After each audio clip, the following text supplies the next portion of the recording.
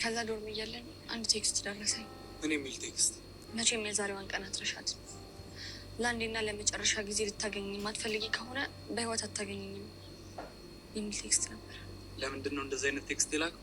እንዳገኘው ፈልጎ ነው። ከዛም አንቺ ተጎትተሽ ሂጅ። ባልሄድ እኮ ይሞት ነበር። እንዴት? ምክንያቱም የደረስኩበት ሰዓት አደገኛ ሰዓት ላይ ነበር። ምን እያደረገ ነበር የደረሽው? ምን መሰለህ? በመጀመሪያ በጣም ቅር ብሎኛል። ላይክ አታረጉኝም። ላይክ እያረጋችሁኝ አይደለም። ቪው ማሻአላ 4000 5000 ያለው ነገር ግን 40 ሰው 30 ሰው 60 ሰው 20 ሰው ምንድነው? ላይክ አርጉኝ፣ አትከፍሉበት። ላይክ አርጉኝ። ሀቂቀታ እኔ ምስኪን እህታችሁ ጓደኛችሁ አይደለሁኝ። ስደተኛ እህታችሁ የመዳም ቅመም አይደለሁኝ። መቼም ሌላ ጋር እየሄድን ማሽቃበጥ ነው ስራችን እንጂ ከበታች ያለን ሰው ከታች ያለን ሰው እስኪ ከፍ ይበል ማለት አናቅም። ግን ትላልቅ ጋር ሄደን ማሽቃበጥ ማሽቋልጥ እንወዳለን ማለት ነው። ለማንኛውም ለምታበረታቱኝና ላይክ ለምታረጉኝ እንዲሁም ሰብስክራይብ ለምታረጉኝ ከልቤ ነው ማመሰግናችሁ። ወዳችኋለሁኝ። አላህ ይጠብቃችሁ። ላይክ እና ሰብስክራይብ የማታረጉ ደግሞ ላይክ እና ሰብስክራይብ አድርጉኝ፣ አትከፍሉበትም። አሰላሙ አለይኩም ወራህመቱላሂ ወበረካቱ። ውድና የተከበራችሁ የበጎ ቤተሰቦችና የአፍላ ፍቅር ወዳጆችና ተከታታዮች እንደምን አላችሁ? ነው ያለሁኝ። አልሐምዱሊላህ ሰላም ነኝ። ዛሬ እንግዲህ ክፍል አፍላ ፍቅር ክፍል 136ን ልክ እንደተለመደው በተለመደው ሰዓት ይዤ መጥቻለሁ። እንግዲህ ጫራኡ ያስበላል የዛሬው ማለት ነው። ጸጋ ከአቤል እጅ ላይ እጄን አላስወግድም ስትል እንግዲህ እህት እናትም ጓደኛም እህትም ልጅም ናት የምትባለው ለዚህ ነው። በወንድሜና በአይኔ ቀልድ አላውቅም። ስለዚህ አንቺ መጥፎ ሰው ስለሆንሽ ወንድሜን ከእጅሽ አውጪ ስትል በንክሻ በነገራችን ላይ እሷን ብቻ አይደለም በንክሻ እንትን መቅድንም በንክሻ ነክሳታለች ማለት ነው። መቅድንም በንክሻ ጸጋንም በንክሻ ፈጅቻቸው። በቃ የፈሪ ጉልበቱ እንክሻ ነው። እንግዲህ ሰው በቻለው ነው ብላ ነው መሰለኝ በንክሻ ብላቸዋለች። ያው ቤተሰብ ያለው ቪዲዮ ቀጣይ የማንን ቪዲዮ ባሳያችሁ ጥሩ ነው። ጠብቁኝ። እናንተ ላይክ እና ሰብስክራይብ እያረጋችሁ አበረታቱኝ። እኔ ቀጣዩንም ይጀመጣለሁኝ። አሁን ዳይ ወደ ቪዲዮ። ሄሉ ግን ወይ ለምን አትረጅኝም? አቡሻን እንደዚህ እየሆንኩኝ ያለሁት እኮ በአንተ ምክንያት ነው። በጣም ስለምወድ ሄሉ፣ እኔም እኮ እወድሻለሁ። ይኸውልህ አንድ ነገር ልንገርህ፣ በግልጽ አማርኛ አንድ ነገር ልንገርህ። እሺ፣ ምንድን ነው እሱ? በጣም ስለምወድ እቀናለሁ። ቆይ እኔ አንቺ እንድቀኝ ምን አረግኩኝ? ቤተሰብ እንግዲህ ሄለንን እንዳያችኋት ሄሉ በቅናት ሄዋንን ፒያሬ አልክ ብላ ይዘዋለች። ይህንን አንድ ፍሬ ልጅ ይዘዋለች። ማንገብገብ እሷ ለራሷ ተንገብግባ በቅናት እሱን ደግሞ በሀሳብ አንገበገበችው ማለት ነው። እንደው ፍቅር ምን ያደርግልኝ ብሎ ይሄ ልጅ ማለት ነው አጠገብሽ ድርስ ሳልልም እንዳይልሽ እና የበለጥ ደግሞ እንዳትንገበገቢያት ማለት ነው። ስለዚህ ታሞ ተመሟቅቅ አስቀድሞ መጠንቀቅ የሚባለው ነገር አለና ስለዚህ ተመታመምሽ በፊት ልጁን ከማጣትሽ በፊት አሳምረሽ ያዢ ማለት ነው። ህዊ ማለት የጧቷ የጥንቷ የጓደኛው ጓደኛ እንዲሁም በጣም ብዙ ነገር ያሳለፉ ሲሆኑ አሁን ከአጠገቡ ራቂ ከአጠገቡ አራቅ፣ ላይሽ አልፈልግም ላይህ አልፈልግም የሚባል ነገር የለም። ሄሉ ቢመርሽም ዋጭው ማለት ነው። እነሱ ጥንድ እህትማማቾች ናቸው። ይዋደዳሉ፣ ይከባበራሉ። ስለዚህ ሊለያዩ ወይ ሊራራቁ አይችሉም። የሚቻለውን ነገር ሌላ ነገር ብትጠይቂና ብታደርጊ ነው የሚሻልሽ። ይሄ ተራራቁ ተገነጣጠሩ አለያችሁ አትዩ የሚሰራ ነገር አይደለም። ለማንኛውም እንግዲህ የሷ ነገር እንደዚህ ከሆነ ሌላው ደግሞ አይነኬ አይበገሬ ነኝ ብሎ የሚያስበው ኢዮስያስ ከሄቨን ፍቅር እንደያዘው 100% በአሁኑ ቪዲዮ ተረድተናል ማለት ነው። የተረዳንበትም ምክንያት ለጓደኛው ሁላችንም እንደምናውቀው ማርክ እንግዲህ የቦቼ ጓደኛ እንደመሆኑ መጠን ኢዮስያስ መጥቶ ለቦቼ ጓደኛ ለማርክ ኢዮስያስ አስጠነቀቀው ማለት ነው። ሲያስጠነቀቀው ምን አለ? ከሄቨን አጠገብ እንዳይደርስ በፍጹም በጭራሽ ላየው ራሱ አልፈልግም። እንደ ምን ነው ልጅቷን ሞተባታል እንዴ ወይስ አፍቅረሃታል? ምን ነው አንተ ፍቅረኛ አለህ አይደል? ቢቀርባት ቢርቃት አንተ ምን ቤት ነህ ምን አገባህ ቢለውም፣ ነገር ግን አይውልህ ማርክ እኔና ሄቨን ትልቅ ወጥንቅጥ ውስጥ ገብተናል። ትልቅ ውርርድ ውስጥ ገብተናል። እሱም እኔ ላፈቅራት አልችልም፣ እሷ እንድታፈቅረኝ ነው የምፈልገው ሲለውም ነግሮታል። አንተ ፍቅረኛ አለህ፣ እሷ ብታፈቅርህ አንተ ምን ትጠቀማለህ ማርክ ቢለውም፣ እሱ አይመለከትም፣ ግን ጓደኛህን ካጠገቧ እንዲርቅ ንገረው፣ መከረው፣ ከወደድከው ጓደኛው ከሆንክ ሲል ይነግረዋል።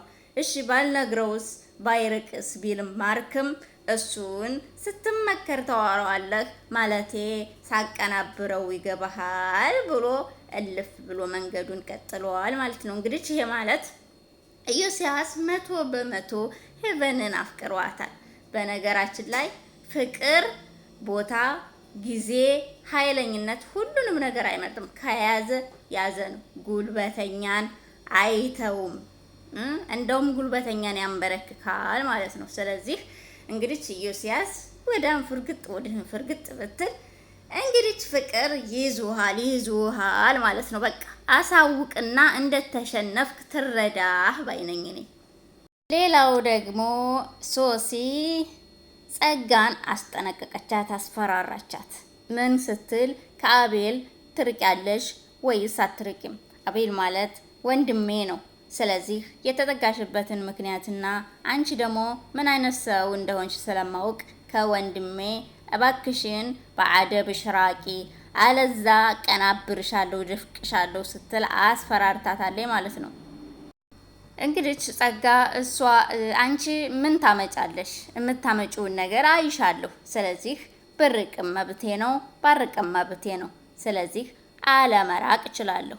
ግን አንቺ እንደምታስቢው አቀራረብ አይደለም እኔ አቤልን የቀረብኩት ስትል ብትነግራት፣ እና ታዲያ አንቺ እኔ ምን አይነት ሰው እንደሆንሽ ማላቅ ነው የሚመስልሽ?